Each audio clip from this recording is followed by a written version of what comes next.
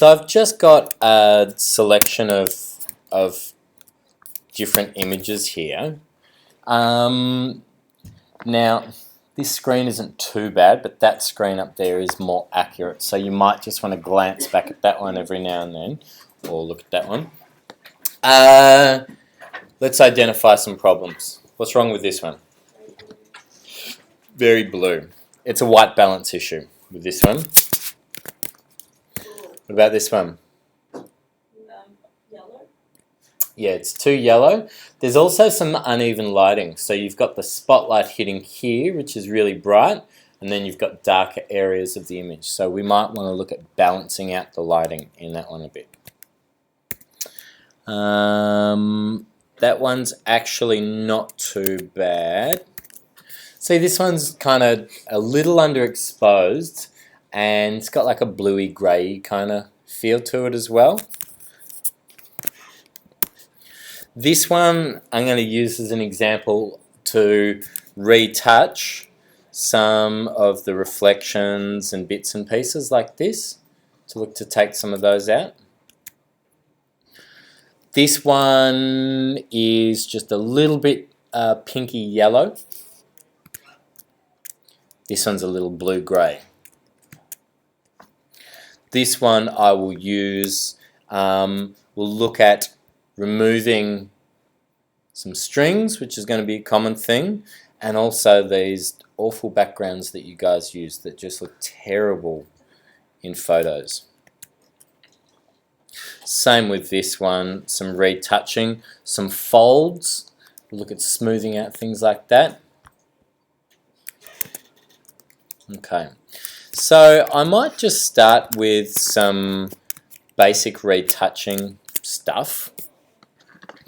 Now, Photoshop there's a couple of things you need to be aware of with Photoshop. First of all, Photoshop, it's really easy to ruin your photos. If you edit it in the wrong way and then save over it, you can't go back, okay?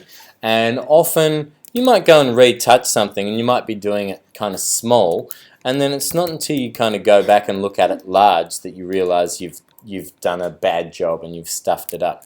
So when we're editing everything in Photoshop, we want to make sure we're being non-destructive. When we're retouching, the only way to be non-destructive is to duplicate our layer. So I'm going to right click on this one and I'm going to duplicate that layer. You can rename it, so I'll often call that the retouch layer. And you now need to make sure that you've got the retouch layer selected.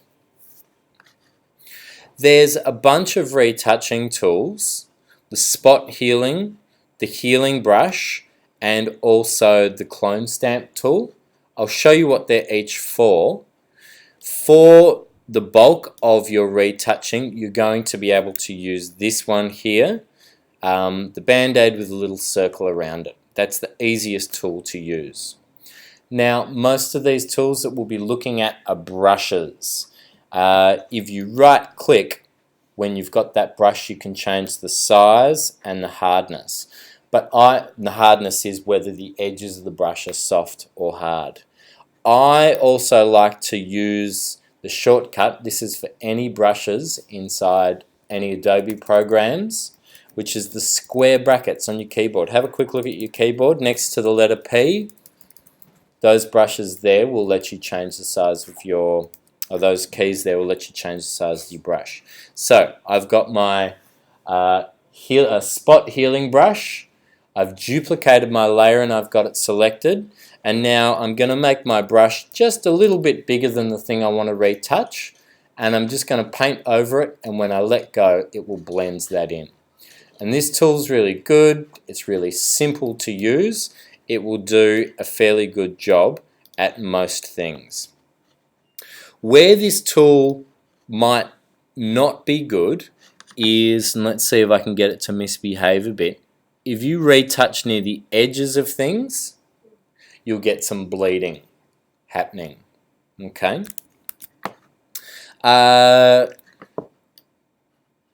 Other tools that you can use, if you do need to retouch near the edge of something, you might need to go back to this guy here, the clone stamp. And this is the old school retouching tool, okay? For this, I need to hold the Option key and choose an area that I want to clone. And then what it does is it just copies that area. So if you look at the area where I did that Option or Alt click, see there's that little cross there? So that's where it's taking the pixels from, and this is where it's putting the pixels. So it's just copying those pixels really. So I can use that if I do need to retouch another area. I might jump over to here. So say I need to retouch in here. I'm going to make my brush smaller, and I've got my clone tool. I'm going to sample this blue color, and then I'm going to just paint it over there. Okay. This tool doesn't do any blending or anything, so you need to be really careful with it. When you're retouching areas like this, if you copy the line itself, so Option click or Alt click, then see I've got that line kind of selected there, and now I can kind of line that back up over there, and I can paint that in. You need to keep going and changing where you're cloning from, especially when you're going over the line. So now I'm going to copy from here, Option click, there's that line, and I can line that up back over there, and then I can paint through. So it's in these little areas at the edges of things that you won't be able to use this tool. So you'll need to go back to the other one. Once I've done those edges, I can go back to this easy one here, and I can just go funk, and that's going to work really well. Because this tool blends your colors in, it'll also be fairly good for smoothing out lumps and bumps and backgrounds and stuff like that. So you can see, it's a bit, here we go, this is better. So you can see that fold in the fabric there. If you're using it for smoothing, get a brush that's a bit bigger. Yep, and that does a pretty good job at doing it. If you really need to blend it, go a bigger brush. Okay. Now this tool kind of looks at the surrounding areas and chooses what it's going to put in. Sometimes it'll do weird stuff, especially if you're doing larger areas, see like that. So that brings in one more retouching tool, which is just the regular healing brush. Same as the spot, it's kind of like a cross between the spot healing brush and the clone tool. So with this one, I'd Option click to choose the area that I want to take from, Option click here, and then I paint over this area, and then it blends it in for me. And this one is really good for blending large areas as well. So if you're having trouble with the spot healing tool, you might need to go back to this regular healing tool. But most of the bits and pieces you'll be able to do just with the healing tool. Do the easy bits first when you're cloning. Oh, what didn't I do on this image? Yeah, I didn't duplicate my layer. So if I don't duplicate and I'm going along and I'm retouching, and when you start retouching, you're going to make a bit of a mess of things. Okay, I can't really go back on this now. I do have my history. So if I go to my history here, it does record the steps that I make, and I can just click to go back in those areas. But if you close this image and come back to it later, the history's gone. Okay, so you need to always make sure you duplicate a layer, you can call it retouch, and you can do all your retouching on there. All of your shortcuts are the same, so Command or Control minus, plus, hold the space bar to get your hand to drag your page around. Okay, and again with these backgrounds that you guys use, they get a bit lumpy and bumpy, and you might need to do some smoothing. So that tool's not doing a very good job of doing it for me. This is when I switch to my healing tool. I choose the area by option clicking that I want to retouch, and then I paint over it, and that will smooth it out a bit better for me. Okay, so that's your retouching. Now let's look at some of the other issues. Let's have a go at this image here. This is going to get a little bit deeper, so stay focused. Francis, stay with me. Now, if you come up here to image and adjustments and use any of these adjustments, you're being destructive on your image. Any of these adjustments, once you do them, you can't change them. You can't go back. And if you go back and kind of, you make it say brighter, and then you make it a bit darker, and then you go back, each time you go in there, it's removing quality from your image. So what we need to do is we stay out of this menu altogether. Instead, you come to your layers palette. And in the bottom of the layers palette, down here, I've got all of those same adjustments. Levels is the main one that you will use. Who's used levels before? A couple of you. Okay. In my levels, I'm only looking at these three sliders here. Ignore this bottom bit. What I've got is my shadows, my highlights, and my midtones.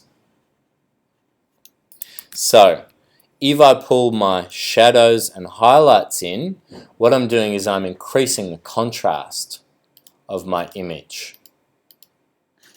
And this midtone slider here is my brightness. So using levels is the same as using brightness contrast, except you get to control each of the bits individually here, which is important. Okay, so if you need to do, I'll just see if there was one that did just need a basic contrast adjustment. Maybe this one. So I come into layers, into the little circle, and I grab my levels. Now, does anyone know what this is called? This is called the histogram, and it shows you information about your image. See how here at the highlight area there's no information there? What that means is that my image is underexposed. Did you guys do any of this in photography? No? So in order to correct this image here, what I want to do is get this white slider and I bring it up to where the information begins. If I keep going, any information that falls outside that slider is gone. So I've blown out the highlight details, which you want to avoid. So you just get this slider and you bring it up to where it begins. Yeah? So just about there. And that's correcting the exposure of that image. Some images you might find the same on the black side. So here, there's no information and you need to drag that up like that. Okay? And then I've got my brightness, which I just do by eye. Do you want your image brighter or darker? Okay, so that's how the image was. That's how it is. Just a nice little lift there. Okay. You can also use levels to adjust the color of your image. So I'll start by adjusting the tone of this image, and this one's a good one. See how, now you can ignore those little flat areas. most of the time. So you can bring this slider up to there. And the black needs correcting on this as well. So again, you can usually ignore the flat areas like that. And so I've done the contrast. Now I can do the brightness. Might make it a little bit brighter. That's what the image was. That's what it is. Okay. You can, for some images, you might not want to push it that hard, so I'm going to just ease the black bit back a little bit, just so that the blacks aren't so punchy on that. Leave it a bit lighter, but see how it was really flat, and now it's got a lot more contrast. If I click here where it says RGB, I can go down into the individual colors. And this is how I color correct. Going into the blue is the most common fix for an image that looks a bit grey. And what I'm going to do here is grab this middle slider. If I push it one way, my image goes more blue. But I actually want to go the other way and take out the blue. When I take out blue, I add yellow. Yellow is a warmer colour, and most of the time my images will look nicer if they're a bit warmer. So I don't want it to look yellow, but I just don't want it to look cold and blue. So I'm just going to push it a bit more towards that direction there until the image is just got a slightly warmer light. That's what the image looked like before, and that's what it's looking like now. More crisp, vivid, and clear.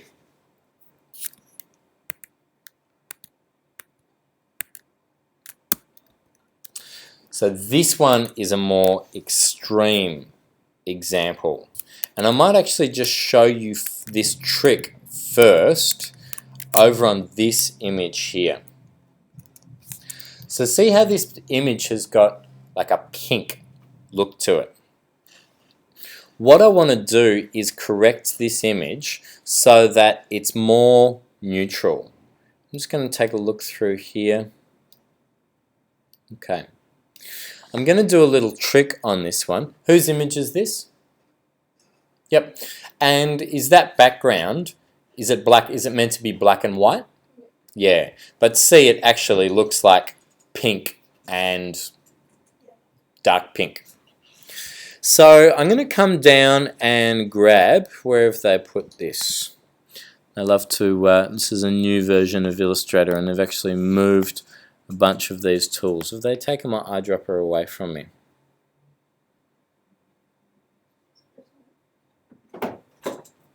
Okay. Oh, it is in there. Sorry, they have moved it. So I'm going to get my eyedropper, but there's a different version of the eyedropper that I want, which is called the color sampler. I'm going to grab that one. And what I'm going to do here is I'm going to sample an area that I know is meant to be white in color. And when I click there, what it does is it brings up this info panel and it gives me this point here. And it shows me the color numbers for this area. Now I'm going to click on an area that is meant to be black as well. And that gives me another color number over there. This is a bit complicated. I can walk you back through it. Stay with me, Steph. I want to make these numbers here neutral. I'm just going to shift that one a bit. I'll put that over.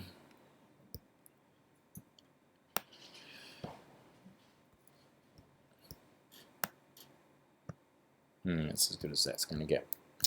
I'm going to use my levels now, and I'm going to try and make these numbers here be all the same. And this is going to correct my color for me. It's going to make my colors neutral. So I need to pull this out so I can look at it while I adjust my levels here.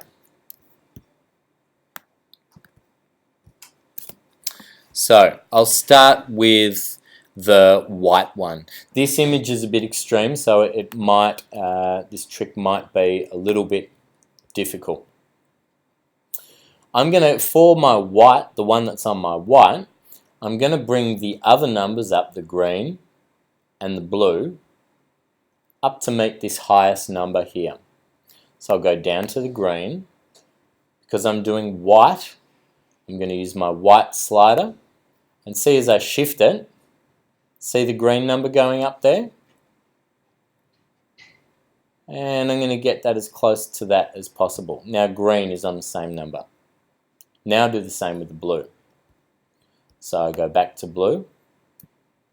And again, because I'm on the white, I'll use the white slider and I'll drag this up and I'll get that number the same as well. Now, see how the white is now clear. It's not pink anymore. That's what it was. That's what it is. Now I'm going to do the same thing with the blacks. For the blacks, I'm going to come down to the lowest number. So the lowest number is blue, so I'll leave that alone. I'm going to now go to the green. Because I'm doing the black, I'll use the black slider and I'm going to pull it until it comes down to the lowest number. There we go. They're both on 91. Now the red, over to red, and pulling that until that comes down to the red. 91. Okay. And if I go back and take a look at my image now, that's what it was. That's what it is. See how it's pulled all of that pink color out of it. Now this one's a bit extreme, so the image has ended up a bit more contrasty than I'd like it, but this is the trick. Now, I'm going to do that again on a couple of others. Let's take a look at this one here.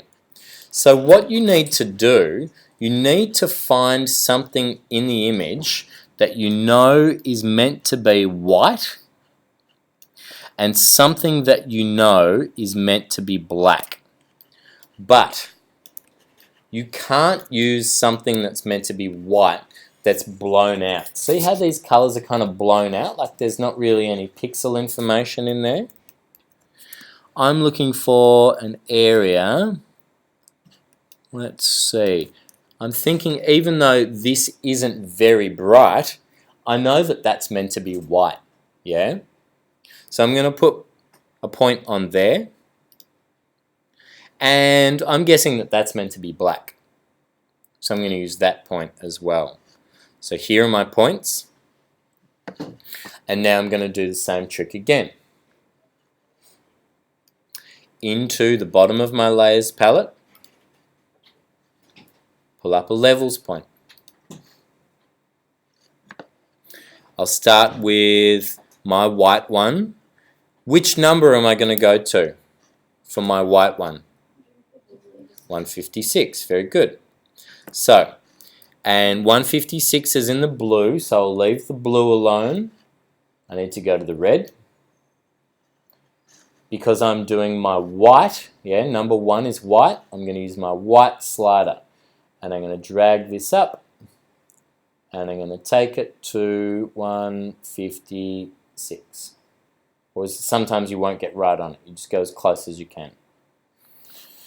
Next, down to the green. Green. And push that up.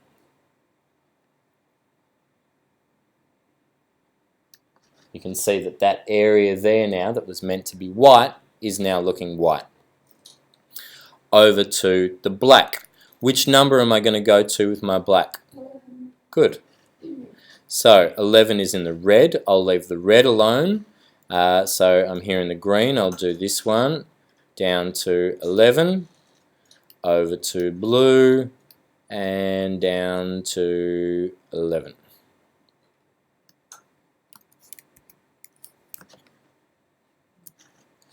This is what my image looked like. This is what it looks like now. Okay? Because both of these examples have been very extreme, when I push them, they end up looking a bit contrasty. If your image is that bad, if it was a RAW photo, you can go back to Camera Raw and open that photo there, and you can correct the white balance, which is a better place to do it. Okay, let's have a go at this one here. I'm going to use the same trick. So, whose image is this? Yep. Is this meant to be black, that label? Yeah. I'll click on that. And that's meant to be white. And I'm going to go for not this area here where it's potentially blown out, but I'll go back here where it's there's still more information. Alright, one more time. Into my levels, and starting with the black, I'm going to come down to 12, which is on the blue, so on the red, I'll come down to 12, and on the green, I'll come down to 12. And in the red, I'm going to come up to 246.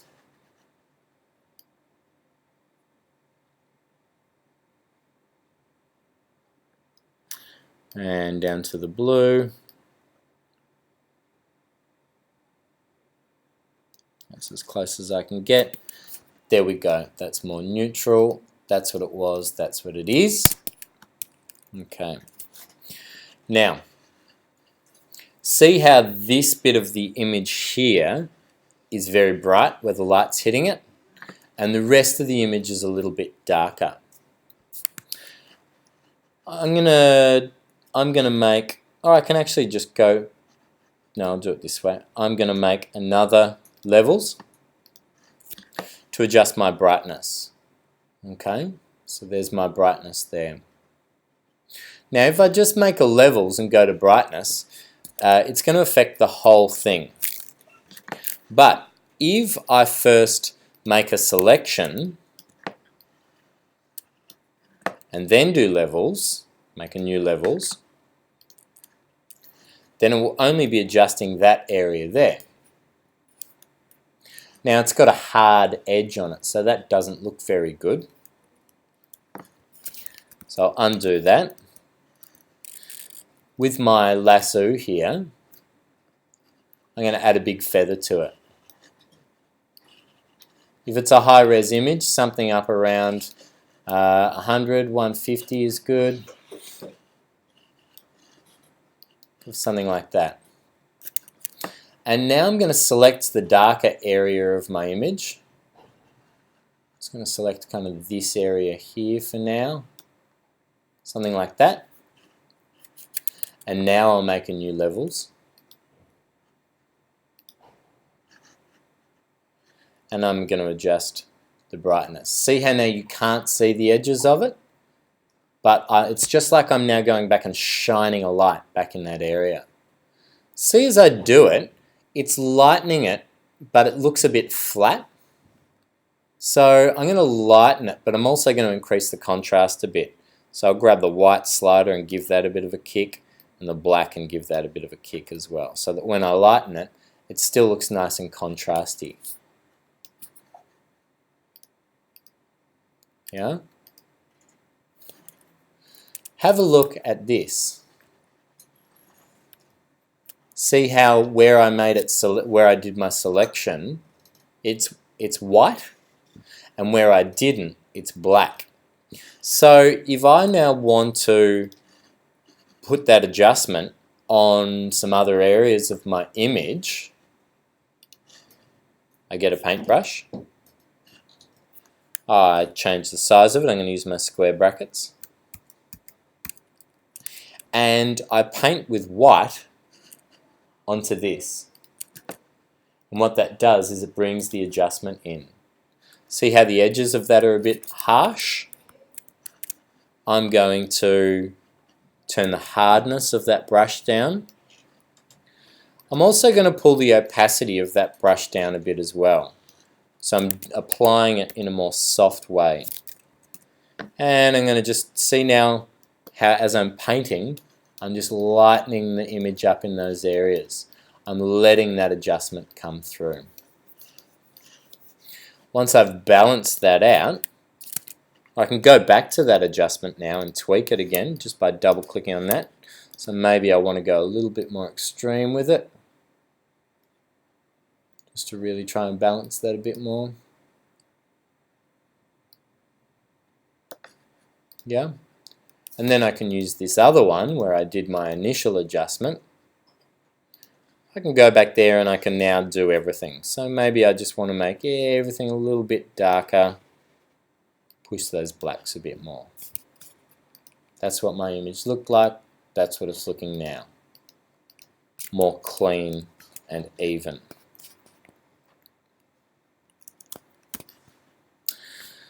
White background.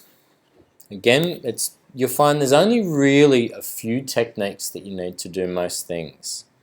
I want to just looking a bit pink. So I'm just going to go and drop a point sample on that. Look at those numbers and I can see what I need to do to it. Make a new levels. And I'm going to bring everything up to 239 in the red. Boom.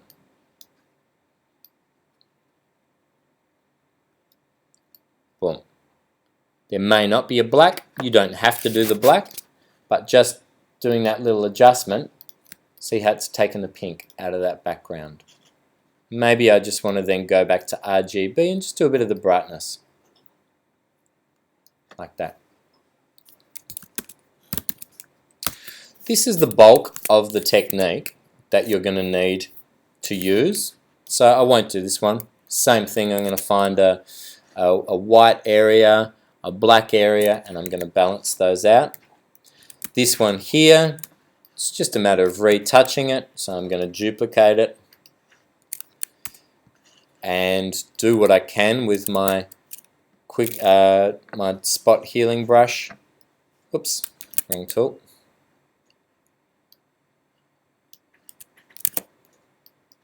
Take out those lights, bits and pieces there. Doing an area like this is going to be much more difficult. Sometimes just kind of softening off the edges can work, but that one there, if you've got harder things like that, leave it and I'll come around and I'll give you a hand. But it's the little bits that are easiest to do. Start there until you get your head around it. Smoothing backgrounds.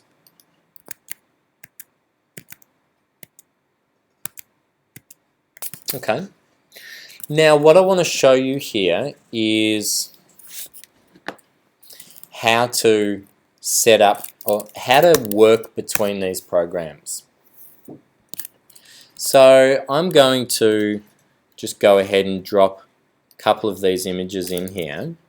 So in the InDesign document now. You want to make sure you're editing the right image. And the easiest way to do that is to go directly from InDesign. If you select an image there and right click on it, you can come down to Edit With and you can choose Photoshop. That's going to take that image and it's going to open it up into Photoshop there for you. That's when you can then make your adjustments, levels, do correction.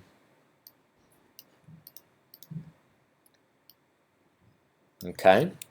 Now, when you go to save this image, it's going to do a save as because the image was a JPEG, but I want to save it now with my adjustment layers and my retouch layers and everything. Stay with me, guys.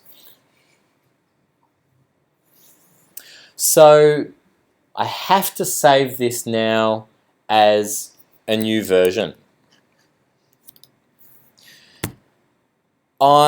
If you've already packaged your document, so you've got everything in a good space, so say I've got a folio folder, keep it nice and neat at this stage. Save it in there. Make yourself a new folder maybe called Corrected Images so that when you're transporting that document you can take everything with you. Okay, now save it in there. When I go back to InDesign, my changes haven't come through. Why haven't they come through? Because because the changes are on an image that's completely different. It's on a PSD file, right? Now I might have taken this and cropped it and positioned it and scaled it how I want. Okay, but now I've gone and made a new version of that file. So what you do now is you want to, can I do it in through here? No. So I'm going to use my links palette and I'm going to relink this image. Stay with me, Francis.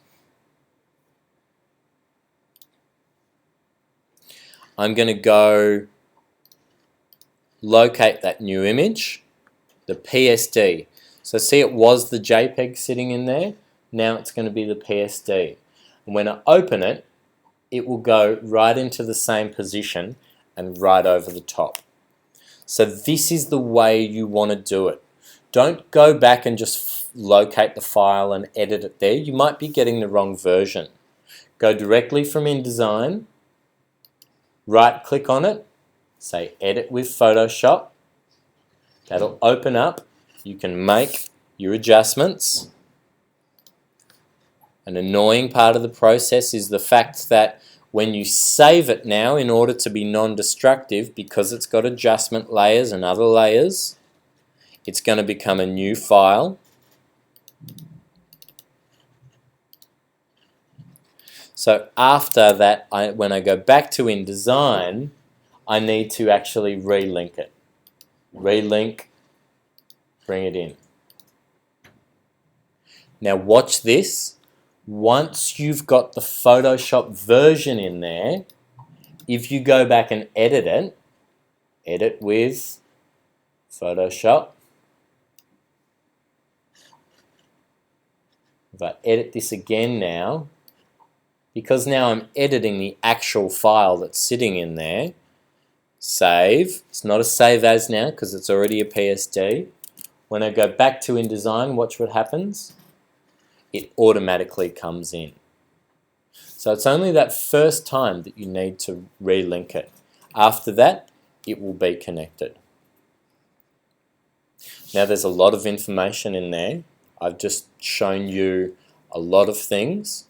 I'll work with you guys individually, but that's the big picture stuff. Retouching, color correcting, tonal correcting, and the way to bring your images in and out of InDesign. Any questions?